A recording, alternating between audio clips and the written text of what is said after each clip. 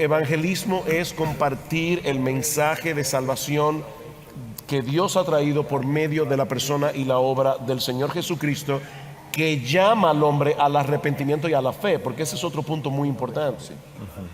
El llamado al arrepentimiento y a la fe no es el Evangelio, pero es la demanda del Evangelio al pecador, el anuncio de lo que ya Dios hizo en Cristo para poder salvar a pecadores sin pasar por alto su justicia. Y quiero enfatizar eso porque es el énfasis de la Biblia.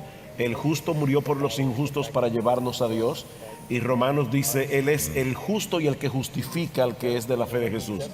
Dios mantiene intacta su justicia porque alguien pagó, alguien cualificado pagó por nuestros pecados. ¿Sí? Es una tremenda noticia, es la mejor noticia que un ser humano puede escuchar jamás. Y eso es evangelizar, es compartir esas buenas nuevas de salvación. Bueno, yo creo que lo hace difícil varias cosas. Número uno, a veces falta de instrucción. Esa falta de instrucción me atemoriza, porque no solamente tengo temor de qué es lo que voy a compartir y cómo lo voy a hacer, temo a veces lo que el otro me va a preguntar después. Yo creo que eso es una razón. Yo creo que otra razón es simplemente el orgullo humano. Nosotros nos gusta en nuestro orgullo estar en control y nunca tener que decir, bueno, yo no sé. Quizá necesite buscar la respuesta, quizá necesitemos ir donde mi pastor juntos o algo similar. Yo creo que la humildad es la que sabe decir, bueno, mira, yo sé esta parte, yo sé lo que este mensaje es, yo entiendo lo que las Escrituras dicen con relación al hombre pecador y su necesidad de salvación. Hay cosas que yo no sé todavía. Yo creo que entonces falta de conocimiento, el orgullo humano. Yo siempre le digo a nuestra congregación en diferentes grupos que a mí me llama mucho la atención cuando veo a hombres, sobre todo, cuando están reunidos, muchos de ellos son muy callados a la hora de orar, a la hora de compartir las buenas nuevas, y cuando converso con ellos de manera personal me dicen, tú sabes, Miguel, que ese no es mi temperamento. Y entonces yo he podido decirle a muchos de ellos, tú sabes que anoche o la semana pasada yo te oí hablando de política con tanto entusiasmo, con tanta pasión, o de deporte, y te sabía los récords de este pitcher o de aquella persona que da un número de jonrones. ¿Tú sabes la diferencia? Es que de uno, como la política, tú sabes mucho, o por lo menos crees que sabes mucho, y del otro quizás no sabes tanto. Y eso te crea inseguridad, y eso hace que tú te calles. Y finalmente, cuando uno lee en el libro de los Hechos acerca de Juan y de Pedro, dice que ellos no podían callar lo que habían visto y oído. Yo creo que esa es la experiencia que muchos creyentes no han tenido. Que puedan decir, yo no puedo callar lo que he visto y oído en la palabra, lo que he visto y oído en mi propia vida, la transformación que la asimilación de esta palabra ha hecho. Yo realmente creo que cuando el creyente tenga esa experiencia a través de la palabra, por el Espíritu de Dios, no va a haber quien lo calle. Él no podrá parar de decir lo que ha visto y oído también. Necesitamos darnos cuenta de que el mensaje que tenemos es una buena noticia para traer gozo a las personas. Así que necesitamos estudiar la palabra, necesitamos vivir una vida de oración, necesitamos estar llenos del Espíritu Santo y sobre todo necesitamos ser un pueblo lleno de amor. Amor por el pueblo de Dios, pero también por aquellos que tal vez nos odian, para que podamos compartir el Evangelio con ellos.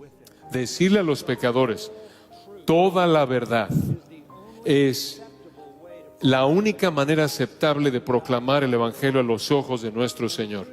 Y la realidad es esta: la verdad del Evangelio es tanto gloriosa como peligrosa. Es eternamente enriquecedora o eternamente devastadora. Produce un gozo que se incrementa o un dolor que se incrementa. Lleva a bendición eterna o lleva a castigo eterno. Después de oír el Evangelio, ningún pecador debe ser el mismo. Debe tener tanto un entendimiento de lo que le espera en el cielo o más bien de lo que espera en el cielo y de lo que espera en el infierno. El ser expuesto realmente al Evangelio hace que los pecadores sean mejores o los hace peores. Los lleva a una bendición que se incrementa o a un dolor que se incrementa. ¿Así evangeliza usted? ¿Así comparte usted el Evangelio? Presentarle el Evangelio a un pecador y usted le dice, si rechazas este Evangelio, si tú le das la espalda a recibir el conocimiento de la verdad, no hay otro sacrificio para los pecados más que el sacrificio de Cristo en el Evangelio, y tú ahora debes esperar un juicio aterrador y la furia del fuego eterno. ¿Así presentamos el Evangelio? No creo. Rara vez. Decimos, Jesús quiere arreglar tu vida, quiere hacerte feliz, quiere arreglar tu matrimonio, quiere hacerte sentir mejor de ti mismo, quiere que detengas tus dolores, tus problemas. Eso carece de honestidad en el Evangelio. Y ese es el legado del pragmatismo. Saca lo que ofende. Yo creo que mucha gente está confundida con relación a los métodos de evangelismo. Algunos, por ejemplo, dicen, yo no comparto el Evangelio en palabras, pero yo lo vivo. El estilo de vida, mi testimonio de vida. No va a funcionar. Aquella frase famosa atribuida a Francisco de Asís, que entiendo que no la dijo Francisco de Asís, no creo que se sabe ni siquiera quién la dijo, pero predica la palabra o el Evangelio todo el tiempo y cuando sea necesario usa palabras. Yo no sé si alguien la dijo, pero quien la dijo, no sé qué tenía en mente, pero el Evangelio es palabras. Dios nos dio un mensaje en su palabra. Aún su Hijo es llamado la palabra. La fe viene por el oír y el oír por la palabra de Dios. De manera que yo necesito compartir el mensaje y el testimonio de Jesucristo. Como Sugel decía, mi testimonio no es el Evangelio ni evangelizar. Mi testimonio es mi peregrinar de mi incredulidad hasta la fe.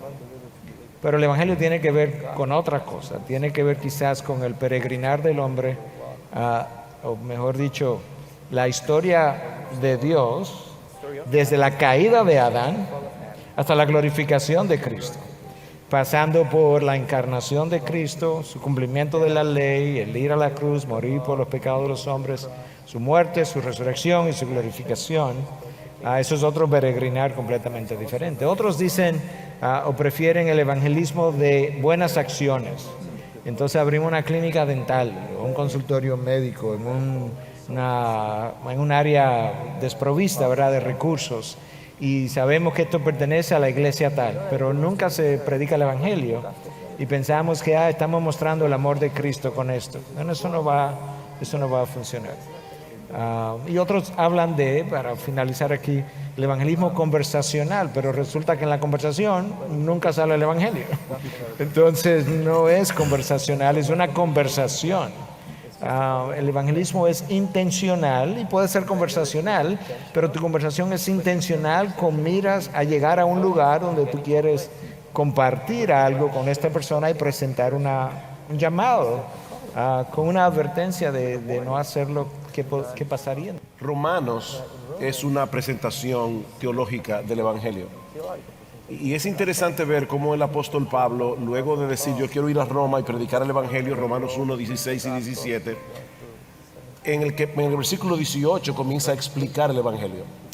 Y él no comienza diciendo Dios te ama y tiene un plan maravilloso para ti. Pablo comienza con la ira de Dios. ¿Por qué yo necesito el Evangelio? Porque la ira de Dios se revela desde el cielo contra toda impiedad e injusticia de los hombres que detienen con injusticia la verdad. En otras palabras, el Evangelio es una buena noticia que comienza con una mala noticia. Y si no damos primero la mala noticia, el Evangelio no tiene contexto, el Evangelio no tiene sentido. Y por otro lado, sí subrayar también a lo que Miguel dijo de pasada, que no es el evangelismo, volviendo a la pregunta anterior, y es invitar a Jesús al corazón. Esa es una expresión que se usa mucho en el evangelismo y de hecho hay personas que no sabrían cómo evangelizar sin decirle al pecador, invita a Jesús a entrar a tu corazón. Esa es una expresión que no aparece en ninguna parte de las Escrituras. El llamado de las Escrituras no es invitar a Jesús al corazón, es arrepentirte de tus pecados y confiar plenamente en Cristo como el único y suficiente Salvador. Cuando algunos de ustedes oyeron de una entrevista que tuve con Ben Shapiro, él me hizo una pregunta.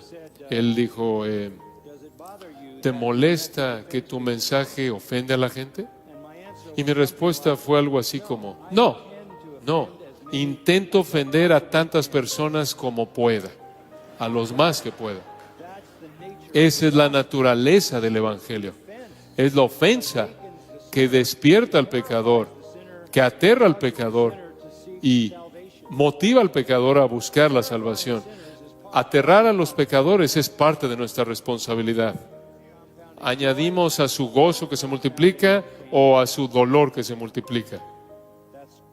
Esa es honestidad en el Evangelio.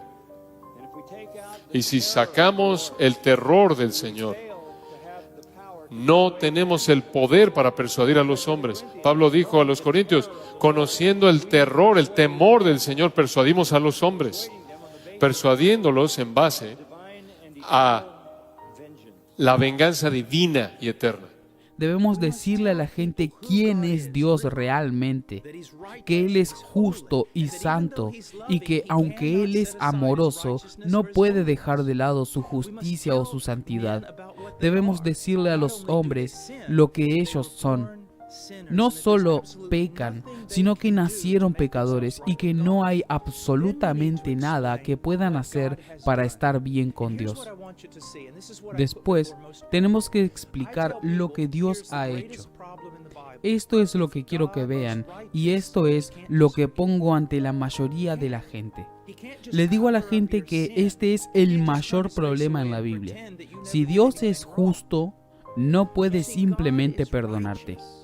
No puede hacerlo. Él no puede simplemente cubrir tu pecado. Él no puede simplemente apartar su rostro y fingir que nunca hiciste nada malo.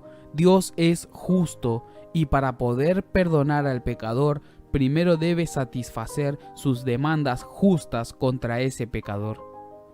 Tú y yo merecemos la muerte, merecemos la ira de Dios.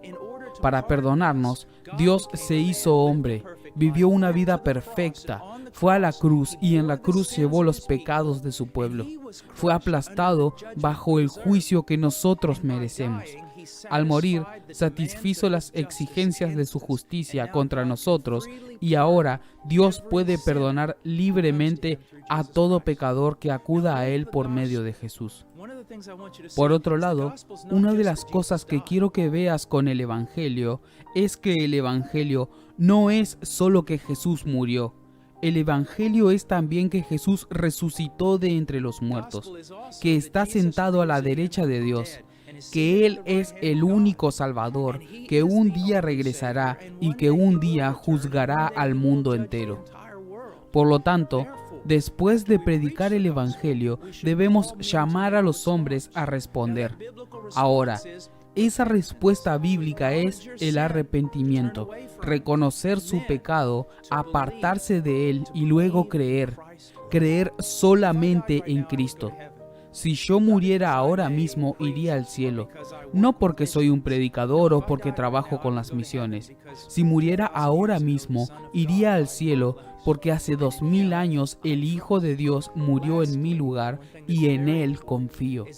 Por último, algo que es muy importante es que si una persona hace una profesión de fe en Cristo, debemos mostrarle las promesas, debemos animarlo, pero también debemos darle las advertencias de que si alguien se convierte de verdad, empezará a caminar en novedad de vida y dará el fruto de un cristiano.